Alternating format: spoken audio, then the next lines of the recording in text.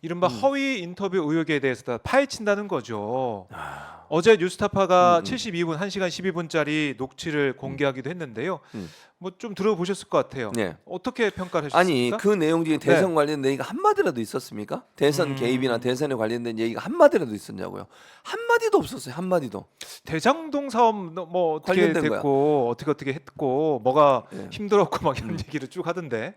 제 발언이 길어질 거니까 네. 양인준 씨 두 번째 슈퍼챗 소개해 주세요. 양인준님, 누구 말 맞다나 쥐약 먹은 국힘 의원들한테 무엇을 바라겠습니까? 이거 그냥 읽어드리는 읽어드려요. 거예요. 양인준님의 박정우 기자의 의견입니다. 의견이, 박정우 기자의 네. 의견이 아니라는 걸 읽어드렸습니다. 꼭 말씀드려요. 예. 오늘도 양인준님만 이제 두 번 두 번. 슈퍼챗 쏘셨네요. 다른 다른 분들은 왜 그러세요? 관심이 없나 봐요. 최진호 교수님한테. 여러분 관심 관심을 좀 없나 보여주시기 바랍니다. 자, 요거 안구 정화 방송. 안 그럼 이거 안 줍니다. 박정우가. 아유 진짜 이걸로 안구 핍박을 합니다. 방송. 저를. 안구 정화 하시는 만큼 여러분들 응원 또 많이 해주시고 성원해 3,000 될 주십시오. 것 2,400이 왔어. 알겠습니다. 3,000 됩니다. 3,000 넘어가야 김종대를 이겨야죠 제가. 자 그럼 지금부터 진짜 불을 뽑아보겠습니다. 네. 잘 보세요. 네. 대선 얘기는 1도 안 나왔어요. 대장동 건이고요. 그 녹음된 시점이 언제인 줄 아세요? 윤석열이라는 사람이 대선 후보로 확정되기 전이에요. 그렇죠. 당시에 그러니까 녹취록이 만들어진 그러니까 녹음이 된 시점이 네. 분당이 어느 그 뭐 카페인가 이런 데네요. 성남에 카페. 성남에. 예. 그런데 그때가 국민의힘에서는 대선 후보가 확정되기 전이라니까요. 그러면 100번 양보해서 이 사람 말처럼 그러니까 검찰이 주장하는 것처럼 대선에 개입을 하려고 해서 윤석열 후보가 안 될 수도 있잖아. 그리고 그렇죠. 그 당시에 잘 아시는 박정희 기자도 기억하실 거예요. 저는 네. 명백하게 기억이 돼요. 당시에는 윤석열 대통령이 국민의힘 들어가냐 마냐 가지고 고민이 많이 할 때예요. 기억 안 나세요? 윤석열 대통령이 예를 들면 가입을 할 국민의힘에 들어가서 거기 국민의힘에 입당을 할 거냐 말 거냐 가지고 네. 논란이 될 때고 그리고 그 당시에는 윤석열 대통령이 아예 그냥 외부의 다른 어떤 중립적인 어떤 뭐 중도 성향의 네. 정당을 만들 수도 있다 이런 얘기까지 나왔었어요. 물론 출마 가능성이 있었지만 출마를 선언한 적도 아니었고 네. 그런데 무슨 대선 개입인데요? 아니 대선 개입이라 하면 예를 들어서 녹취할 당시에 윤석열 대통령이 명확하게 국민의힘 후보로 확정이 돼야 되고 네. 그 사람을 떨어뜨릴 목적으로 해야 되는 거예요. 근데 그런 정황이 없어요 지금. 근데 무슨 대선 개입이죠? 두 번째, 자 대선 개입이라고 주장을 하려면 이게 3일 전인가 이제 보도가 됐잖아요. 그렇죠. 대선 3일 전. 4일 전. 그러면 어떻게 해야 돼? 공직선거법으로 고소를 해야지. 음. 아니 왜 가만히 있었던 거예요 그때 그러면? 아니, 이게 만약에 네. 선거에 개입한다고 판단을 했으면 공직선거법으로 고소를 하고 고발을 해야 되는 거잖아요. 그러면 왜 그게 중요하냐면 공직선거법은 6개월 안에 선거 끝나고 6개월 안에 수사가 끝내야 돼요. 네. 그렇죠. 그 지나버렸어 지금. 그럼 지금 공소시효 지났어요. 그걸로 못 한다는 못해요. 거 아니에요? 그러면 명예훼손 뭐 이런 얘기 하던데 또. 그렇지. 그러니까 할 수 있는 게 뭐예요? 명예훼손밖에 없어. 허위사실 네. 유포에 의한 명예훼손. 뭘로 처벌을 하겠다는 거예요.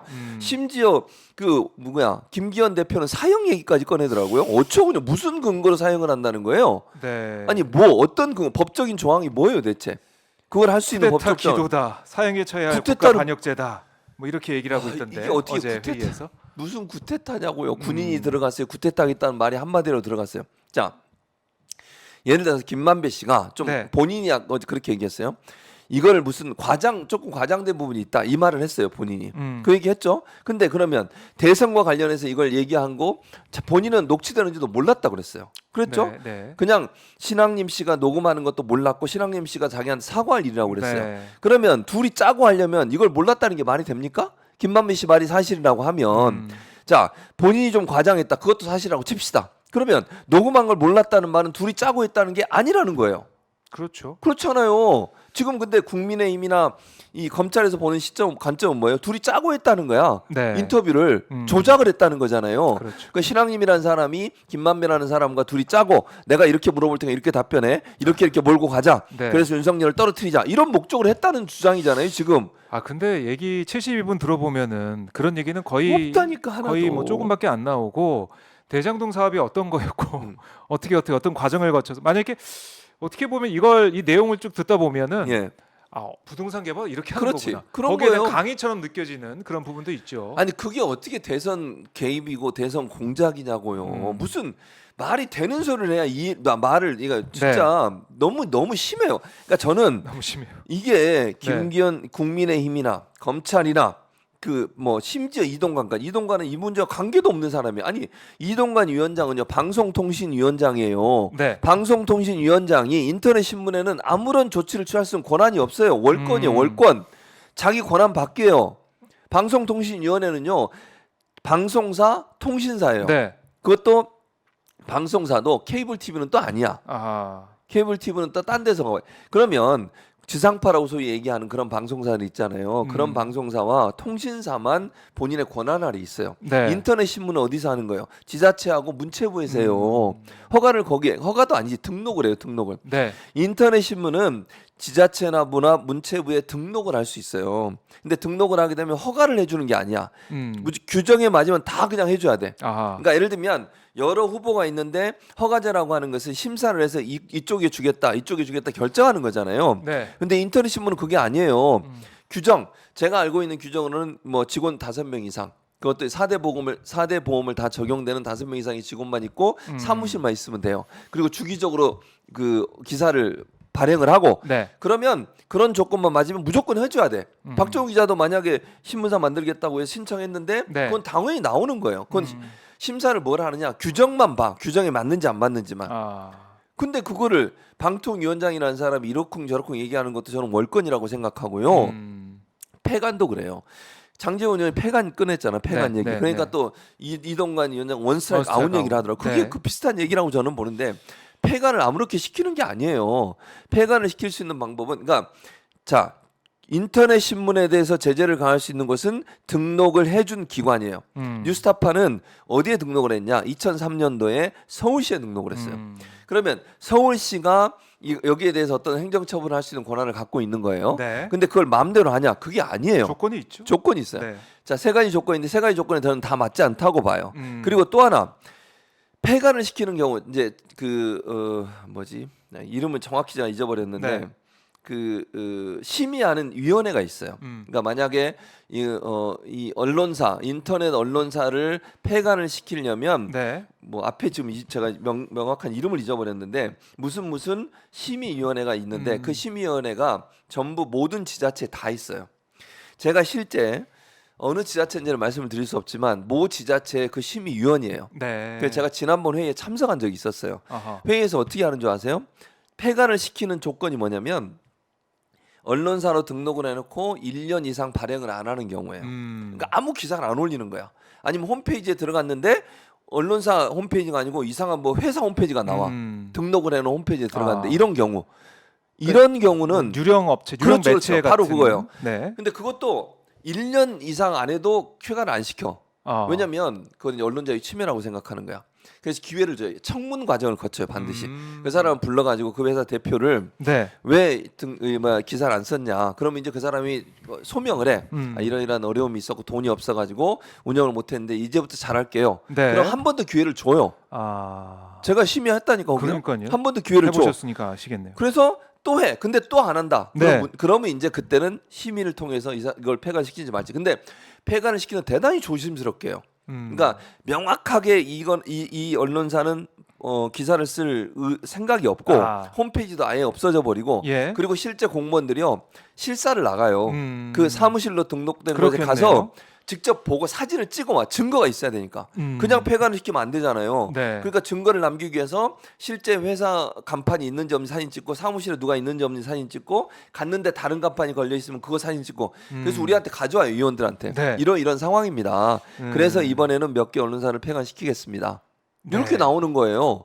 근데 이거는 무슨 마치 폐간을 시킬 것처럼 원스트라이크 아웃이라 폐간도 고려해봐야 된다. 근데 그들이 주장하는 폐간의 조건이 뭐예요? 자기들의 입장과 다른 보도를 했다는 거예요. 네. 그런 거잖아요. 의혹이 있는 부분에 대해서 뭐 현 대통령 그 당시 후보도 아니었지. 아무튼 녹취록을 인용해서 보도했는데 그것이 윤석열 당시 대선 후보에게 부정적인 영향을 미칠 수 있는 요소였고 그랬으니까 가짜 뉴스고 가짜 뉴스니까 폐간시킨다. 이런 논리는 어디에도 없어요. 자, 그러니까 이게 언론에 대해서 이게 진실을 다투고 사실과 다르다라고 주장하면 언론중재위원회가 있고 그렇죠. 또 법적인 다툼의 영향이 또 있을 터인데 당연하죠. 그게 원스트라이크 아웃으로 간다. 그건 그 아니 그러니까 모르겠습니다. 그러니까 어떤 조건을 만들어서 이렇게 할지 모르겠지만 그렇게 한다는 것은 언론의 자유, 표현의 자유에 맞지 않는 것이고 헌법을 어기는 행위예요. 헌법에 보장된 권리자는 언론의 자유, 표현의 자유는 네. 그 언론의 자유, 표현의 자유를 억압하겠다는 것이고요. 저는 이게 명확한 목적이 있다고 생각해요. 저 개인적으로는. 목적이 있다. 왜냐?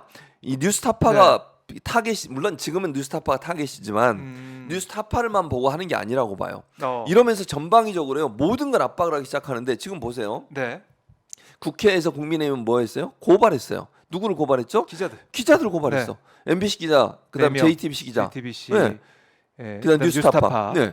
그러면 기자들이 볼 때 어떤 생각이 들겠어요? 야, 나도 이거 정부 비판적인 기사 썼다가 고발당할 수 있겠네? 고발당하면 어떻게 해야 돼? 변호사 선임해야 돼. 돈 들어가죠. 그렇죠. 검찰 출석하고 경찰 네. 조사 출석해야 돼요. 맨날 불려다녀. 몇 네. 번에 걸쳐서. 그것뿐입니까? 거기서는 그렇게 하고 있죠. 지금 서울시는 이렇게 말도 안 되는 얘기를 가지고 폐간을 운운하고 물론 서울시가 폐간을 운운한 건 아니지만 장제원이 그렇게 얘기했고 서울시는 조사에 들어갔어요. 네. 그러니까 절차를 밟고 있는 거잖아요. 지금 이게 예를 들면 지금 현재는요. 네. 그 녹취록의 진위 관계도 아직 확인이 안 됐어요.